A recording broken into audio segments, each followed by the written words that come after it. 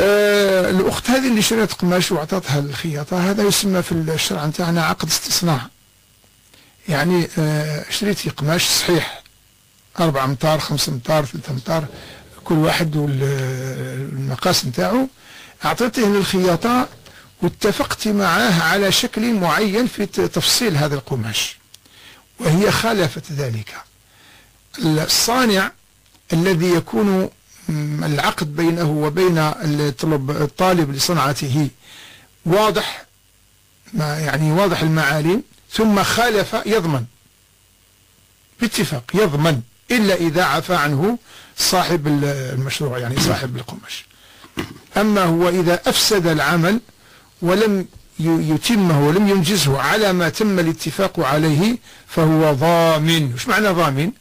معناها إذا لم يرضى صاحب القماش بالشكل الذي خاطته فعليها أن ترد لها قطعة القماش مماثلة كاملة، أو تأتي بقطعة أخرى وتفصلها على ما اتفق عليه.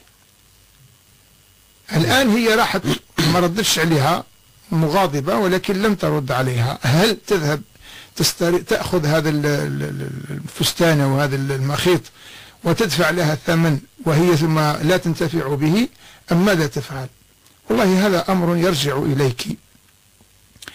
إذا رأيت أن تأخذي هذا الذي خاطته وتدفعين له الثمن، وهذا الذي خاطته تعيدين تفصيله لبنت صغيرة، معناها أنت قد لا يصلح لك، ولكن قد إذا أعيد يعني إذا أعيد تفصيله مرة أخرى قد يصلح لبنت صغيرة لا تتطلب مقاس، يعني مقدار من القماش يكون أكثر.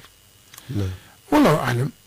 وإذا طالبت حقك بالتعويض فهو حقك لك ذلك. لك ذلك.